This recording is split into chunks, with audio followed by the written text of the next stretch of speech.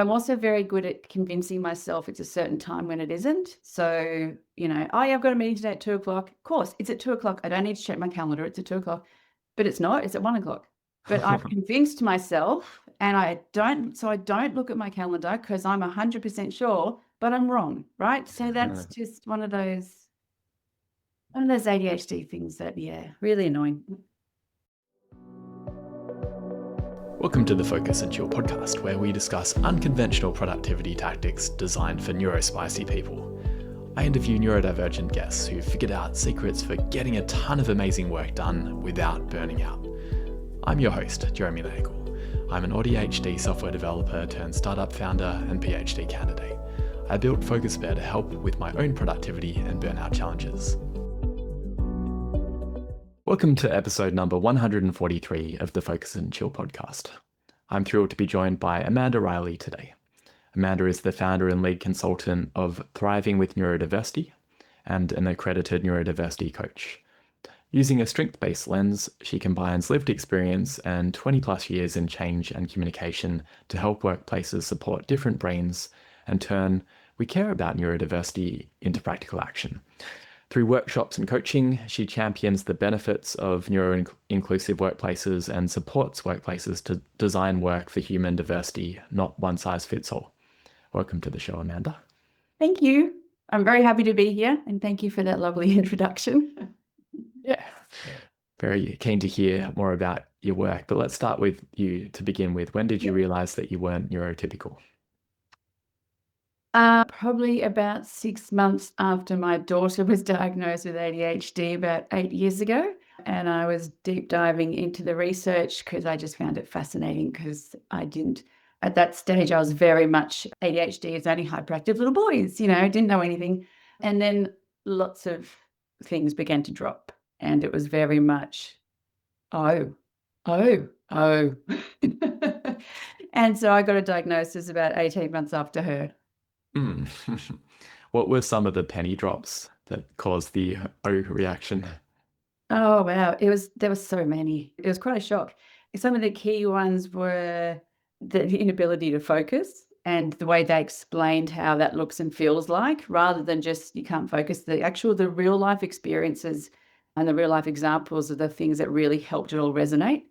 The always feeling different, always feeling like you're watching people, but you're never sure how to engage. For me, it was, some of the things like I used to wag school a lot because I got bored. It was a lot easier to wag when I was younger because I got bored or I found the work too confusing. I tried 4 different university/TAFE courses before I got my degree when I was 29 because none of them held my interest for long enough. So there was just, lots of little things and the impulsive decision making and all that kind of stuff kind of all came together.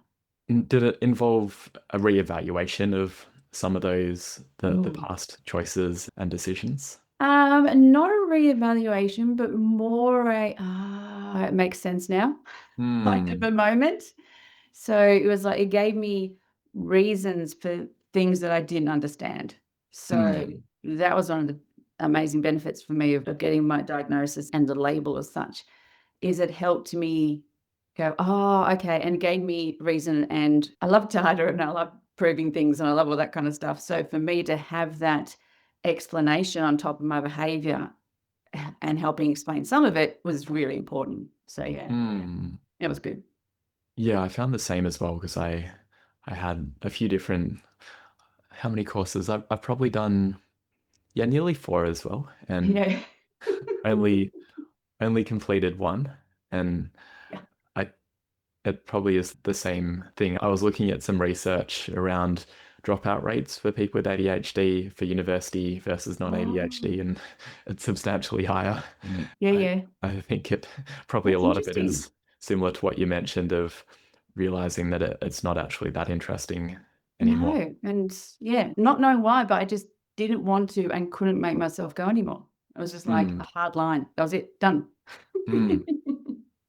Yeah. So, yes.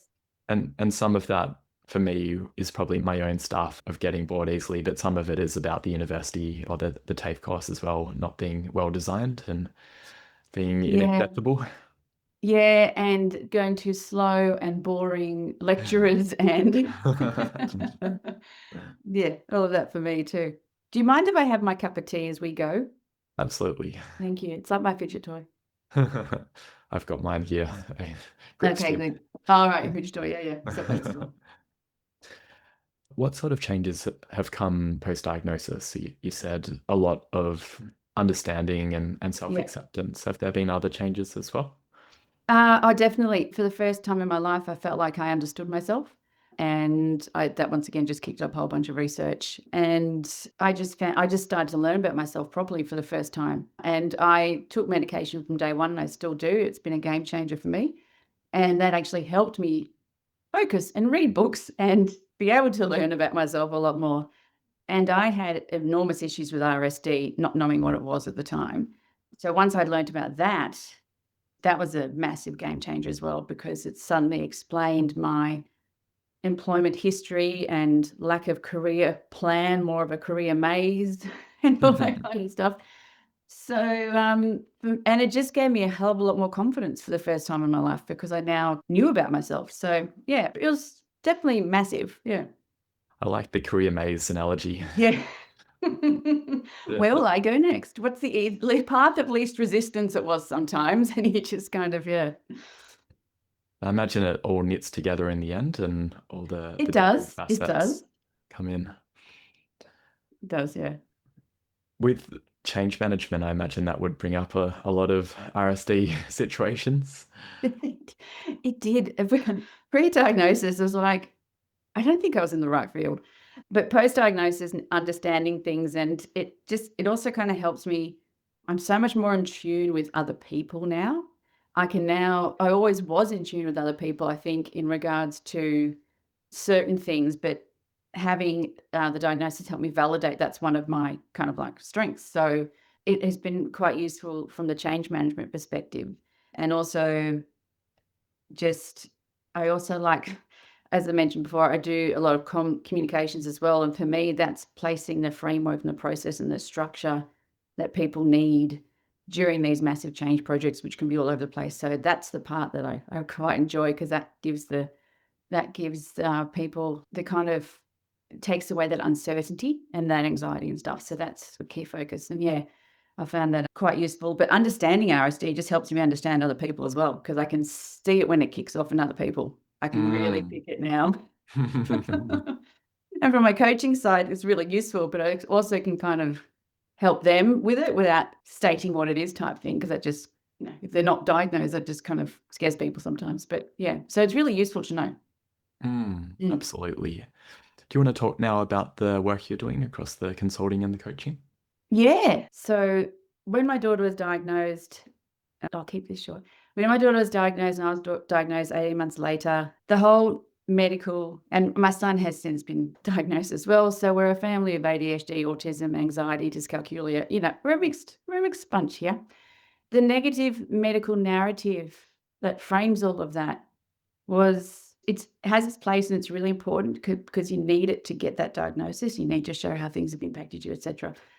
But at some point, you got to flip that around and focus on strengths and what comes with a neurodivergent brain. And the fact that I really, truly believe it's just the neurodivergent brain is just a natural part of human diversity, right? It's not a deficit. It's not a disorder. It's not something that needs to be feared. And, so one of my biggest things is trying to break all the stereotypes and myths that surround what people think and believe about these. Everyone with autism is either Sheldon from the Big Bang Theory, or depending on your generation, Dustin Hoffman from Rain Man, right? So it's just, I always start with the myth busting, and I always start with the breaking down of the stereotypes. And Gen Z, which are my two teenagers, they're the most neuro-aware generation coming through. So they understand themselves a lot better than myself and anybody in my generation ever would have, because it didn't exist when we were younger, of course. And workplaces just aren't ready. Workplaces are still moving ahead, a lot of them with the one size fits all, or expecting the person that's different to be the one that changes to fit in. And so it's a massive passion of mine that if you want to get the best out of all of your employees, then you have to be able to cater to different ways of thinking, processing, and seeing the world. So That's why I do what I do. Yeah, really needed. Yeah. When you were talking about Gen Z being the most neuro-aware generation, Mm. when do you think that starts in terms of awareness? I'm asking because I just ran a neurodiversity workshop for a group of Year 9 students, and Ah. I began by asking who here knows what neurodiversity means. And one guy put up his hand and said he'd heard of the term but didn't know what it meant. Oh, okay. There didn't really seem to be much Ah, understanding, but maybe it's in different groups or at different I think ages. I think maybe it is in different groups. I guess it depends on, yeah, the setting and their culture and their friends and stuff. But like my two, they know their labels, right? They know unfortunately, they know the struggles they have because their brain works differently to society expects. So they, at the moment, helping them find their strengths, and they're just like, they're looking at me because I'm the genetic donor, and I'm just, they're just not happy with it. So they talk about it with their friends, and they're quite open about it. And so they attract similar friends. So they're all their friends, as they say, are just like them. And I think my son had his 13th birthday party. He had about 6 mates over, and I was just speaking to one of them. And I said, "So good, you guys are all, good friends and blah, blah, blah." He goes, "Yeah, because we're all different." He goes, "I think every one of us has got something, and so we just hang out together." And I was just, he said, "I'm autistic, he's got something," and da-da-da, and they were just really open and natural about it. Mm, Um, and so I guess that's interesting what you say, because I'm so embedded in it, of course, that I just see it and hear it all the time. But mm. it'd be interesting to know a bit more about, what if there were any aha moments, or if they were all just like, "I don't want to know what it is because someone might think I have it." Yeah. Yeah. Research Yeah. is showing the Gen Z is, maybe it's the older crew. So I don't know. Yeah. I do think you're right that there's more awareness now, even if I think about my upbringing, that no one would have known what ADHD or autism was, or just the extreme stereotypes. And Yeah. it's helpful now that there is a bit more awareness and hopefully less of the savant myth or the jumping Yes. off the wall myth. And hopefully also amongst companies as well, are you finding that there's more awareness in the organizations that you go into? Oh, it's really mixed. I do a mix of corporate and government work, but I do find that the government organizations are far more advanced in that space. Mm, I guess because they are the leaders in diversity, equity, and inclusion in that kind of area. And they're the ones that have defined all the psychosocial hazard rules, and mental health is so important, blah, blah, blah. So it kind of goes with the territory that they are the ones that kind of want to push it and stuff. When I do go into a corporate space, it tends to be because someone it's come up that, a line manager has said, "Oh, a few of my team members are neurodivergent, I'm not sure what to do, blah, blah, blah." And it kind of starts from there. Very mm, rarely in the corporate world is it a top down, like senior leaders, etc., going, "We need this." It's mm, usually a reaction type thing, whereas government is quite planned.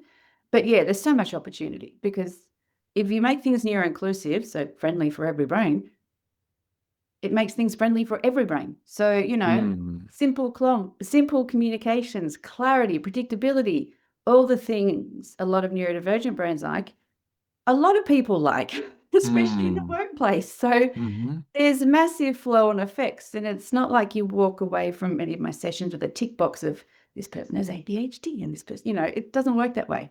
It's more of that awareness. And yeah, the conversations are happening. We're still well behind the UK in this space, and we used to be behind the US, but I really don't know what's happening there at the moment. So Mm. I don't think we can compare ourselves to them anymore.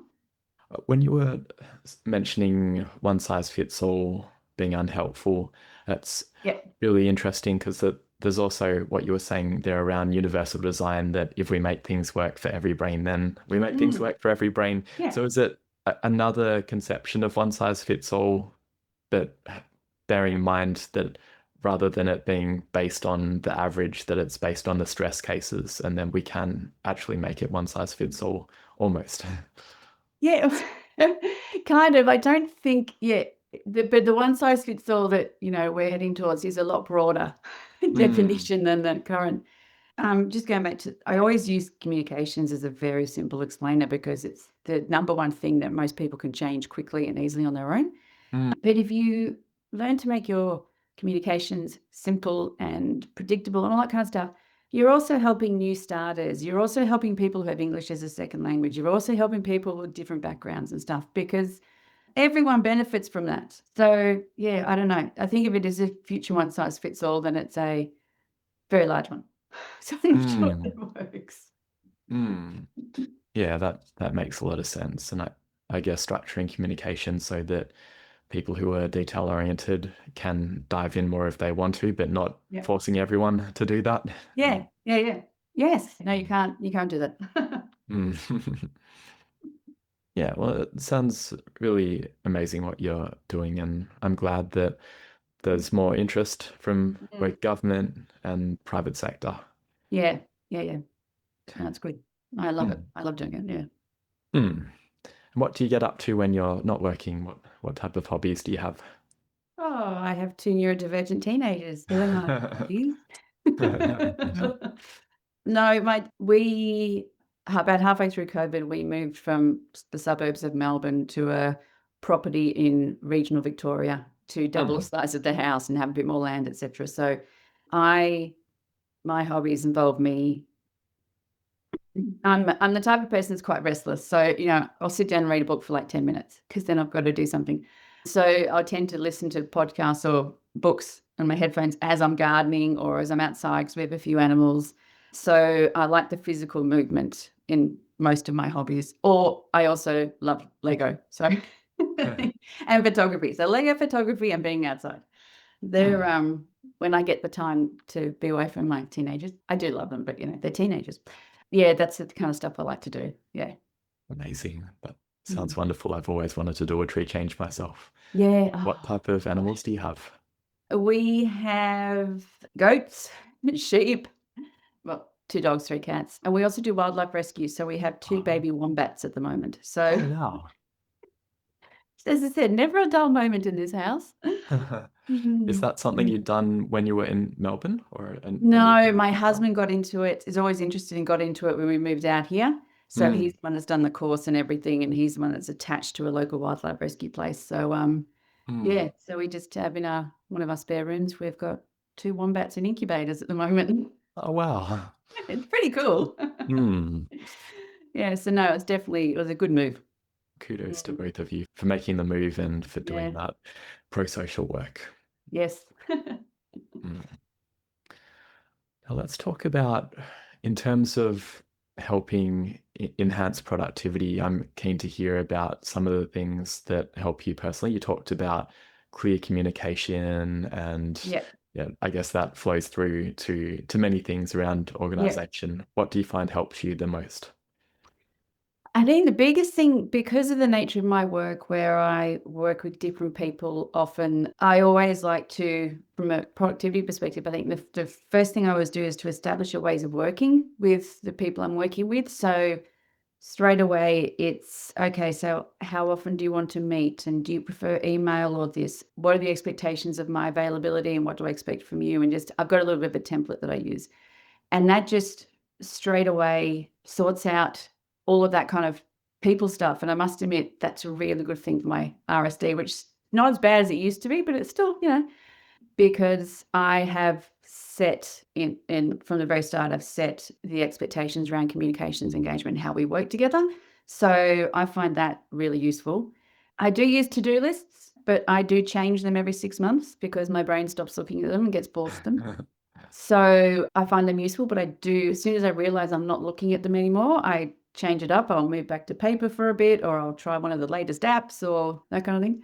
I'm incredibly time blind. I never used to be because my ADHD came with low lung anxiety. So I was always on time or early, and my assignments are always in early. But now I'm on the medication and I don't have that low lying anxiety, and my time blindness is so bad. So I try and remember to set numerous alarms, or I have clocks in various spots and all that kind of thing. But yeah, I am Is constantly there, trying things. So yeah, I think that's a key part of it, mm, experimenting and yeah, giving up on things when they stop working. yeah. Is the time blindness worse now because you have more periods of hyperfocus?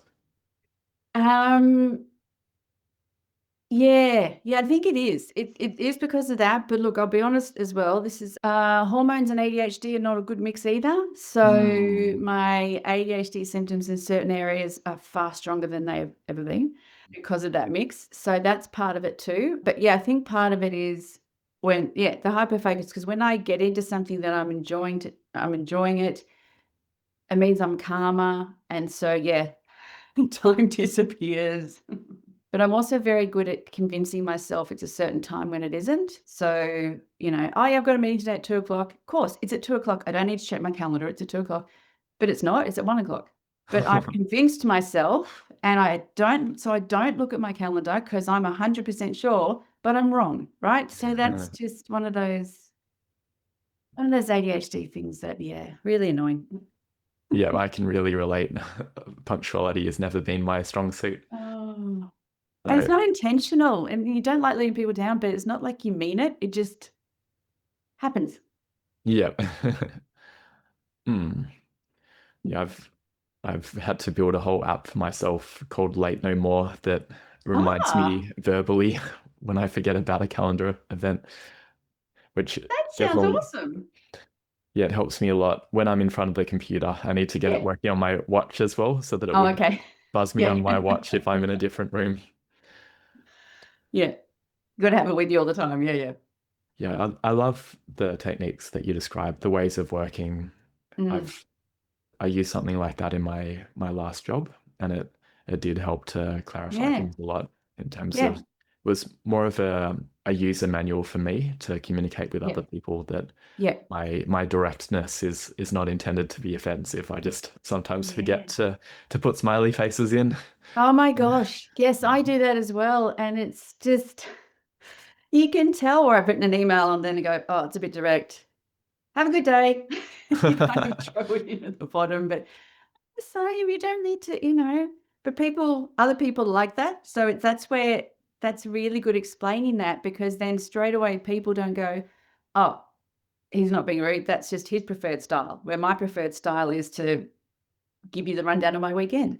So you can do that kind of stuff without calling attention to labels or anything, because not everyone knows that they're neurodivergent anyway. Hmm. And I always say to team leaders, do this process with your entire team, because then you're Hmm. not othering anybody, and everybody decides how they're going to work together as a team. It's for the workplace where a lot of people won't disclose. It's a really good tool just for understanding who you work with. So Yeah, absolutely. that's, yeah, really good, because straight away you would have clarified that, you're not going to, in a polite way, you're not going to do small talk on email. Yeah. And I think other people appreciate that actually. It saves some Yeah, time. yeah. So a lot do. I always use it as a test in my sessions. And it's funny, people like to receive the kind of the social email, but they prefer to send the direct email. So it's really weird. But anyway, On the interesting. topic of emails, how do you go with, because you probably have several inboxes potentially? Oh my gosh, I've got about 6 at the moment. But anyway, How do you manage to stay on top of emails and phone calls and all the different communication that comes at you? I make it quite clear with people, with clients, and whoever I'm working with, even coaching clients, that I don't like talking on the phone. And I say, Mhm. look, I'll be brutally honest.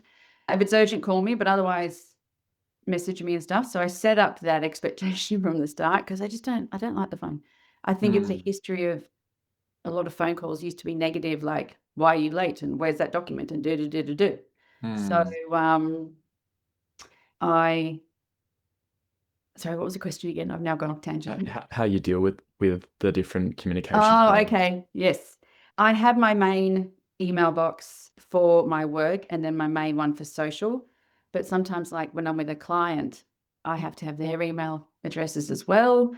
So that is where it becomes a little bit trickier. But I just have like a post-it note on my laptop reminding me of what the different emails are and what profiles I've got associated with them. So like if I open up Edge or Google, I just make sure I click the right profile first. And yeah, it's not easy that I can't, because I don't want to forward all of these to my main one because it just gets all busy. So I do try and separate them. But the key thing is finding what works for you, because what's worked for you in the past, can you reuse it? Can you tweak it slightly? So it's all about, I could give you a checklist of 20 things for productivity, but unless they relate to you and they make sense to you, they're not going to work. So finding what works for you, and that's kind of, a hit and miss type thing sometimes.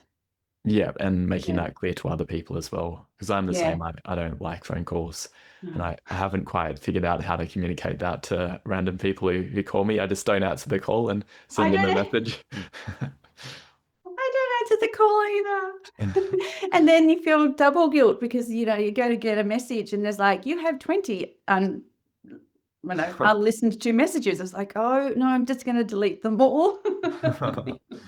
I have in my voicemail, please, if possible, hang up now and send me a text message instead, because I don't like listening to voicemail Oh, messages. that's a really good idea. But yeah, it mostly works. Yeah, Some yeah, yeah. people, I think I need to make it a bit longer as well, because some people listen to that and then they're a bit too slow to hang up. And so then I get the voicemail that is just silence as they're trying to hang up. Yeah. Oh, no, I like that because I could, because a lot of people do like phones. So it's one of those things where, some people like phones. You do have to meet them in the middle sometimes, but I could use I live in a regional area with poor signal. Please hang up and send a Yeah, text. that's a good I one. like that. Okay. Noted. Thank you. Maybe I should make that up and say my house is a phone black spot. No, I can't really Yes. take phone calls. I'm with Optus. Yeah. Hmm. Mm. And the last question that is related to what you were just saying in terms of you just have to try things and figure out what works. I'm Yeah. curious about whether there are things you've tried that haven't worked for you, that might be conventional productivity wisdom that you don't like. Um, some of any productivity wisdom for neuronormal brains is probably usually the whole write a list. Most people, if you have a normal, I haven't landed on a term I like, neurotypical, neuronormal, most common brain, whatever. Simple things like that work. And sometimes it's hard for others to understand that for some people that doesn't work. The things that don't work, I think, are the very simple, basic, put it in your calendar, set a reminder. Yeah, I know I've set a reminder, but then I turned it off and forgot about it. So, it's just things where the things where the tone and the approach is oversimplified. I find the stuff that is developed by neurodivergent people for neurodivergent brains, the tips and the technology or whatever, that stuff works because it comes from lived experience, which is so much better. Yeah, and I find sometimes that it is the same advice, but with some contingency plans. Yeah. Say, don't just set one alarm, set three. Yeah, yeah. And change the tone regularly because you'll soon Yeah. get used to that tone and you'll ignore it. So it's just those, it's not like our brains need completely different things. It's just, what's there and how can you adapt it for you? Yeah, the change of the tone one was one I read and I kind of went, oh, that is so important. Yeah. Or make it a really annoying sound or make it verbal. And so you have to do something about it. Yeah. I might have to add that into my break reminder system because I have a system on my computer that reminds me to take breaks, but it starts to become invisible to me. Maybe I need to add an annoying tone into it so that I actually pay attention. Like a cuckoo clock or something. Yeah. Well, on that note, we're going to take a short break and listeners will be back with you shortly. The Focus and Chill podcast is brought to you by Focus Bear, a focus enhancement app for ADHDers. Staying on top of tasks is easier than ever with Focus Bear's new To-Dos feature. Record a voice note describing what you need to do, and Focus Bear's AI will turn it into a structured set of subtasks and automatically prioritize it for you. You can also take a photo of a paper to-do list, and the AI will work its magic. I'd love for you to try it. You can jump onto focusbear.io or just Google Focus Bear and try it out. Let me know what you think. All right, we're back from our break. We've had a drink and something sweet and now ready to talk about the morning. Do you have to wake up really early to look after the animals? Yes. My husband and I take turns. So it's a 5 a.m. wake up call. Wow. mainly for the wombats. But once we are up and doing that, then of course the dogs and the cats are, up. So we take turns with that one because I sometimes have to get up early to leave for work anyway. So yeah, and I tend to, once I'm awake, so I'm not going back to bed after that wake up. So I like an early start because that's when the house is a bit quieter. Yeah, it's good. Do you have to commute into the city? I have to with the current client I've got. I do have to commute twice a week, and unfortunately, there's usually, if I was going to the city, that'd be fine, because I can drive an hour to the station and then catch the train for an hour. Perfect.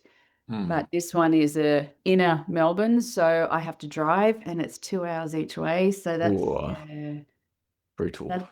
it is because cognitively if it's on the train, it's fine because I zone out. But it just means 4 more hours of cognitive mental load in the car. So yeah, I'm getting used to it, but yeah, it was a big change. Hope they pay for the travel costs. Yeah, it's not too bad. I can't complain, but yeah, and I've got all my podcasts lined up, so it's fine. Well, I admire you for joining the 5 a.m. club. Yeah. Are you 5 a.m. club as well? It depends. I've got a 9-month-old son, and Oh, so this morning it was 3:30 a.m. yeah. I was lucky that I was Oh, able to get back to fantastic. sleep, but sometimes I'm similar to you that if I wake up, then it's hard for me to Yeah. get back to sleep. Yeah. But Oh, 9 months old. Does he crawl or walk yet? yeah, he crawls. Oh, okay, that's not too bad. But still, yeah, once they start to move, it's a whole different ball game, isn't it? Yeah, start trying to escape the cot. Yes, yes. Oh, wow, that's awesome. Yeah, and it also means my evening needs to be a bit earlier. Is it the same for you with the wombats that you need to go to bed relatively early so you can wake up in time? One of us needs to do the 11 o'clock feed. Oh, See, yeah, we do this to ourselves. I complain about living in a neurodivergent household, but we do this to ourselves and we add in animals and all the rest of it. So I can't. But the reward is just, I mean, wombats are so cool. The reward is just amazing. But no, I do find myself, I used to be what they used to call a revenge. Bedtime procrastinator. Yes, that was me. I used to be like that because that tended to be the only time that I had quiet in the house. But now with teenagers, it doesn't really matter. But luckily, we have a bigger house and they're down one end. But I've learnt that all that does is contribute to my burnout. So I am a lot better with my sleep than I used to be. Yeah. What helps you to get to sleep on time? I've always been one of those people that I used to, I'd put my head down on the pillow and fall asleep. I'm one of those annoying people. That changed over time and stuff. But I find that if I find that my brain is going too much, or I've got concerns or worries or whatever, then I'll delay going to bed until I've kind of sorted out what I can. But also sometimes I'll have a coffee because it will slow the brain process down enough that I can just kind of, all right. And I find that helps. And I always listen. I always have a mini fan next to my bed, and I always have that on because I need that white noise. Find that helps distract the brain as well from 10,000 other thoughts that want to have a go. Yeah. Does coffee have that effect during the day as well, that it doesn't Yeah, really I stop you find from getting that to sleep? it doesn't. Yeah, it has a. I don't know. Have you heard about the caffeine? Yeah. Yeah, I've heard people mention it. It doesn't Yeah. work for me. I really Okay. can't sleep with caffeine, but yeah, If that's I amazing. find I have a lot of brain fog and I'm finding it hard to focus and be clear, 'cause it gets rid of that brain fog for a little bit, which is, it doesn't energize me as such. It doesn't give me that caffeine hit. It gives me that brain clarity instead, which is what the meds do. So yeah, I do find that does help. Yeah. Yeah, definitely worth trying. Yeah. Oh, yeah. It doesn't work for everybody, and I don't think there's a lot of research behind it. I think there's a few little studies, but I find it helps. So yeah. Yeah, that it must be an area of research because I hear it talked about quite often, either Yeah. taking meds or having a affogato or something like that. Yeah. Does Oh, that? yeah. Got this as well. Mm. So I'm just grabbing my fidget toy. I just moved it. Yeah. Okay, I'm back. I need Is it a different one or the cup still? Oh, no, it's a different one. I usually have a squishy ball, but I've got just a little thing at the moment because that was at hand. Because I have a huge box of them because I take them to my training workshops and I put them on every table. So That's a good I've got idea. a constant supply of fidget toys in my room. I should do that for my workshop with the Year 9 kids. I've got another Oh, one on yeah. Thursday. Maybe I'll take some, go to Kmart and buy some and put them on the Yeah. table. Yeah. And you just highlight you don't have to be neurodivergent to love a fidget toy. Because I was finding that some people didn't want to use them in case, thought they were neurodivergent. And so I make it very clear at the start. And I ask people to test them all out because at the end I want to know their favorite. So I guess that's an easy way to get everyone to use them. I love that. Mm. Well, I've really enjoyed our conversation and it's been fascinating hearing about the work that you do. If people would Thank like you. to connect with you, to engage you for consulting work or coaching, where could they find you online? I'm on LinkedIn. I talk a lot about workplace inclusion and the new psychosocial regulations because neuroinclusion and they all work together. So I'm a massive, I write about that quite a bit. But in regards to finding out more about my actual courses and coaching and stuff, it's probably my website, thrivingwithneurodiversity.com.au. So Great. probably the easiest. Awesome. We'll put that in the show notes. Thank you. Do you have I any really enjoyed final? this. I'm enjoying this chat. Sorry. Yeah, Go on. likewise. Do you have any final words or asks for the audience? I think not asks, but I think, all right, so if you are neurodivergent, find out what your strengths are and be able to articulate them. There's numerous free online courses you can do, little things you can do and stuff, but just to be able to sit there, and some of them have been around for many years and are incredibly well researched. And I think the VIA character strengths one has been done 50 million times worldwide. It's free, etc. Because it's really important that we can articulate what we're good at, because there's a lot of negativity still around what we do, and there's a lot of people say a lot of things about the different brains and pull you up for just being you and stuff like that. So I think that's the key thing I would suggest is find out what you're good at and be able to put names to it, because it makes it a lot easier to focus on them and realize that you're good. Everyone's got strengths, and there's probably a lot of stuff you're really good at. So yeah, that's what I would suggest. Great advice. We'll wrap the show with that. Thanks for tuning in to this episode of the Focus and Chill podcast. To listen to other episodes, jump onto podcast.focusbear.io. If you'd like to be a guest on the show or you know someone who'd be a good fit, email us at team@focusbear.io. Otherwise, stay focused, stay chilled, and peace out.